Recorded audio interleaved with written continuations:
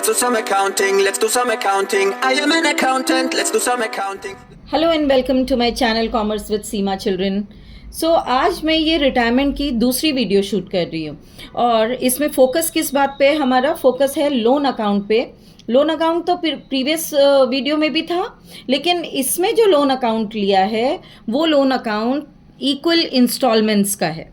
ठीक है, पिछली बार डेट्स की थी इश्यू, इस बार डेट्स डिफरेंट है। So let's begin. Here is your question on the screen. A, B and C were the partners in a firm sharing profits in the ratio of 3:2:1. 3:2:1 ABC. On 31st March 2018, B retired. On the date of his retirement, the balance in his capital account was rupees 35,000. The other assets and liabilities of the firm on that date were as follows. Cash rupees 10,000. Building rupees 1 lakh, plant and machinery rupees 40,000, stock rupees 20,000, debtors rupees 20,000 and investments rupees 30,000. ये statement based है, यहाँ balance sheet नहीं है इस question में, as you can see, right? The following was agreed between the partner on B's retirement. The term and conditions are that building is to be appreciated by 20%.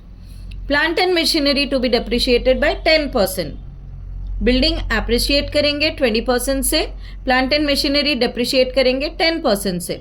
Provision of 5% on debtors to be created for bad and doubtful debts. बिल्कुल common सी adjustment है, बड़े आराम से आप लोग correctly इसको कर सकते हैं.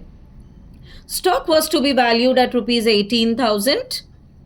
Stock was to be valued at rupees 18,000. As you can see here in the question, it's given 20,000 और अब उसकी वैल्यू हो गई 18,000. So decrease by 2,000 and investment at rupees 35,000. Investment हमें given information में है 30,000. So it is increasing by 5,000 here. An unrecorded photocopier machine was sold for rupees 2,000. अब unrecorded word आ गया जो बुक्स में पहले रिकॉर्ड नहीं था. सो अनरिकॉर्डेड एसेट की तरह ट्रीट करेंगे हम इसको. Unrecorded assets are shown in the credit side of revaluation account. And if there is any unrecorded liability, हाथों हाथ ये भी समझ लो, if unrecorded liability then it will be shown in the debit side of revaluation account. Okay. Partners had to pay rupees 5,000 to the family of an employee who died in an accident. Contingency plans हो गए ये जो पे करने हैं आपको, क्योंकि एक पार्टनर को पे करना पड़ा था उसकी फैमिली को. He died in an accident. Now question says B was paid. B was paid rupees 7,500 in cash and the balance in 3 equal yearly installments.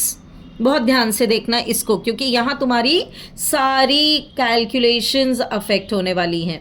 B was paid rupees 7,500 in cash and balance in 3 equal yearly installments with the interest at the rate 10% per annum starting from 1st April 2020. Sorry, it's 2020.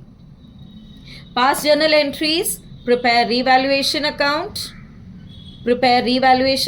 and B's loan account till it is finally paid. ये CBSE compartment का question है आपका. Working note start करेंगे and as a protocol measure सबसे पहला हमारा काम है to find out old ratio, new ratio, gaining ratio. Old ratio given to you in the question is 3:2:1. B retire हो रहा है, बी को क्रॉस कर देते हैं. न्यू रेशियो हो गई 3:1 एंड गेनिंग रेशियो आप फॉर्मूला लगा के कैलकुलेट कर लीजिए. New ratio minus old ratio, you will get the same ratio of 3:1 here. Okay, coming to the remaining solution. Question ने कहा है पास जर्नल एंट्रीज पास करनी है इस क्वेश्चन में बेटा. और जर्नल एंट्रीज पास करने के लिए आपको बड़ी सारी चीज़ें देखनी पड़ेंगी. आइदर डायरेक्टली कर लो या फिर रिवैल्यूएशन अकाउंट वर्किंग नोट में बना लो. दोनों ही मेथड ईजी हैं. रिवैल्यूएशन का सिर्फ टी शेप इनफॉर्मल सा बना लो, बिल्कुल ऐसे अपना टी शेप बनाया और उसमें एंट्रीज करी और वहाँ से फटाफट यहाँ पे फिगर्स आपने शो कर दिए. और नहीं कॉन्फिडेंट हो तो डायरेक्टली भी अपने आंसर को पिकअप कर सकते हो. क्वेश्चन ने कहा building, investment and photocopy machine. Building increased by 20,000. Building is increasing let me connect you with the question again. यहाँ देखेंगे क्वेश्चन कह रहा है building is 1 lakh. Okay, building is to be appreciated by 20%. Machinery 40,000 है, machinery is to be depreciated. ठीक है, वो debit में जाएगा. देन इन्वेस्टमेंट्स आर 30,000, जो अब हो गई इन्वेस्टमेंट्स आपकी 35,000. एंड अनरिकॉर्डेड एसेट मिला है आपको. ठीक है, so let's see the solution now. Here solution says building account debit 20,000, 1 lakh था, अप्रिशिएट कर दिया आपने 20% से, 20,000 आ गया. इन्वेस्टमेंट 30,000 के थे, now it has been valued at 35,000, so 5,000 here. And photocopy unrecorded asset, जो मैंने आपको बताया कि रिवैल्यूएशन के क्रेडिट साइड में आएगा. So all these 3 accounts debit to revaluation account of 27,000. assets have been revalued. Now coming to the debit side of revaluation account, revaluation account debit to plant and machinery 4,000, क्योंकि आपकी plant and machinery थी 40,000 की, जो depreciation हुआ है 10% का, so 4,000. Provision for doubtful debt is to be created at 5% on debtors. Debtors हैं आपके 20,000 के, तो 5% उसका हो गया 1,000. 20,000 का 5% 1,000. स्टॉक 20,000 के थे and it has been valued at 18,000, so 2,000 decrease हो गया. एंड आपने अपने पार्टनर की फैमिली को पे किया है 5,000 का compensation, so employees claim of ₹5,000 which comes as a burden on the partnership firm, so it will be shown as an expense debit side.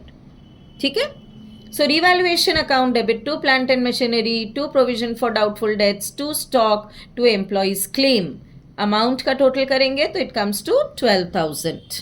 Okay, अब हम profit and loss find out करेंगे. 27,000 revaluation credit में है, 12,000 revaluation is on debit side. You will take the difference here and the difference comes to 15,000, so this is your profit. Revaluation account debit to A, to B, to C capital account. आप old ratio में 3:2:1 में distribute कर देंगे profit को, 15,000 को. Alright, अब question ने आपसे कहा था कि an unrecorded photocopier was sold for 2,000. Sale कर दिया अनरिकॉर्डेड एसेट को, तो सेल कर दिया तो जर्नल एंट्रीज की आ जाएगी cash account debit to office equipment 2,000. You have sold ना, so cash account debit to office equipment because you are getting the cash. Unrecorded asset has been sold now. खत्म. All right. अब हम ये जो entry है, this entry we will get when we make the partners capital account and then we are able to find out how much is the amount जो उसको हम loan में ट्रांसफर करेंगे, क्योंकि कैश पेमेंट के लिए तो लिखा है 7,500 is to be paid in cash, balance in 3 equal yearly installments. तो ये करने के लिए हमें वर्किंग नोट देखना पड़ेगा एंड हमें फाइंड आउट करना पड़ेगा how much is the total thing. So ये उसका रफ लेआउट मैंने बनाया है for you to understand, if you can understand. See, capital brought in by your retiring partner was 35,000. 35,000 वो कैपिटल लेकर आया. ठीक है, ये क्वेश्चन में हमें गिवन है. अब 35,000 की कैपिटल के बाद रिवैल्यूएशन का प्रॉफिट आपने दे दिया 5,000 which goes into his capital account. Total हो गया 35 + 5 40,000. 40,000 में से 7,500 की पेमेंट आप उसको कर रहे हो, you are paying him at the time of retirement. So 7,500 जब पे कर दिया तो remaining balance is coming as 32,500. Alright, 35,000 plus profit of revaluation 5,000, total हो गया 40,000. 40,000 minus payment done to him in cash at the time of retirement 7,500. आपके पास remaining amount आया 32,500 का, जिसे हमें 3 years के इक्वल ईयरली इंस्टॉलमेंट्स में पे करना है by making the loan account. Alright, so here we have made, ये देखो आपके सामने है revaluation account. If you can see, ये वर्किंग नोट में बना सकते हैं आप. वर्किंग नोट में बनाएंगे तो बिल्कुल टी शेप में रफली बना सकते हो to get the accurate figure, और वो भी आपका करेक्ट माना जाएगा. ठीक है, so you can see building, investment, office equipment. हमेशा एंट्री को एंटी क्लॉक चलना चाहिए. जर्नल एंट्री हमेशा एंटी क्लॉकवाइज करते हैं. सो आप ये तीनों एंट्रीज अकाउंट उठाते हैं, building investment and office equipment account debit to revaluation, these two revaluation account. Okay. Second entry जो हमने करी थी, revaluation account debit to stock, to plant and machinery, to provision for doubtful debts, to employees claim. Right. Entry number 2 clear. Entry number 3 हमने करी थी, revaluation account debit to A's capital account, to B's capital account, to C's capital account. Right. With the help of which we found out कि हमारा profit 15,000 आ रहा था. अब ये account बनाना चाहो तो बनाओ, ना बनाना चाहो तो डायरेक्टली कर लो. It's very simple. बस सिर्फ प्रैक्टिस की कमी होती है. प्रैक्टिस कर लेंगे तो बहुत इजीली इस क्वेश्चन को कर सकते हैं, टाइम वेस्ट नहीं होगा. बट हाँ, अगर आपको लगता है कि कहीं पर अटक सकते हैं, कहीं कोई मिस्टेक हो सकती है, तो फिर रिवैल्यूएशन अकाउंट ज़रूर बना लो to be on sure short side, क्योंकि आंसर करेक्ट आना चाहिए. थोड़ा सा लेंदी हो जाए लेकिन आंसर करेक्ट आना चाहिए. Right. Now we come to loan account, B's loan account. अब मैंने कहा था यहाँ पर पिछला क्वेश्चन जो आपको रिटायरमेंट का शेयर किया था मैंने प्रीवियस वीडियो में, if you have seen that, तो you saw that the dates were very different. Retiring partner was retiring on 1 July. उससे उसकी सारी कैलकुलेशन अफेक्ट हो रही थी. 9 मंथ्स की कैलकुलेशन अलग, 3 मंथ्स की कैलकुलेशन अलग. कैलकुलेशन तो करनी पड़ेगी भाई. पार्टनर रिटायर हो रहा है, जिस डेट को रिटायर होगा उससे उसके ड्यू हो जाते हैं.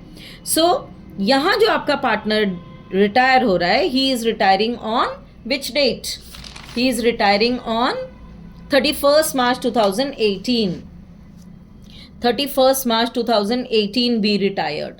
राइट. तो यहाँ तो फाइनेंशियल ईयर खत्म हुआ और न्यू फाइनेंशियल ईयर स्टार्ट हुआ, सो कोई प्रॉब्लम ही नहीं है. राइट. हम कैसे करेंगे? 2018 April 1 by balance brought down 32,500. ये आप कहाँ से लाए? जो अभी कैपिटल एडजस्टमेंट वर्किंग नोट का शो किया था वहाँ से लाए. ऑलराइट. इंटरेस्ट कैलकुलेट करेंगे. 10% पर एनम बोला है, तो 10% स्ट्रेट अवे 32,500 का लिया, 3250 हो गया. टोटल करते हैं 35,750. अब 3 इंस्टॉलमेंट्स में पे करना है हमें. सो 32,500 की 3 इंस्टॉलमेंट्स डिवाइड करेंगे तो इट कम्स टू 1083333.333 मतलब. सो इसको हमने 10833 रखा. ठीक है. ये प्रिंसिपल अमाउंट पे कर रहे हैं हम, एंड इंटरेस्ट जो हमने यहाँ ड्यू किया है 3250 का पूरे साल का, that interest we are going to make the payment here. ये हमने पेमेंट कर दी. Principal amount plus interest. Okay. Which comes to 14,083 rupees. बाकी बचा बैलेंस सीडी कर दीजिए 21,667. ठीक है. इसको क्लोज किया and we bring that balance here in the next year, 2019 April 1. Be very careful about the dates here because 3 installments yearly pay करनी है. Buy balance brought down 21,667. अब इसके ऊपर 10% इंटरेस्ट लेते हैं तो 2166.6 हो गया. राउंड ऑफ कर दिया हमने 2167 पे. Right. And then we calculate 23,834 as the total of second year.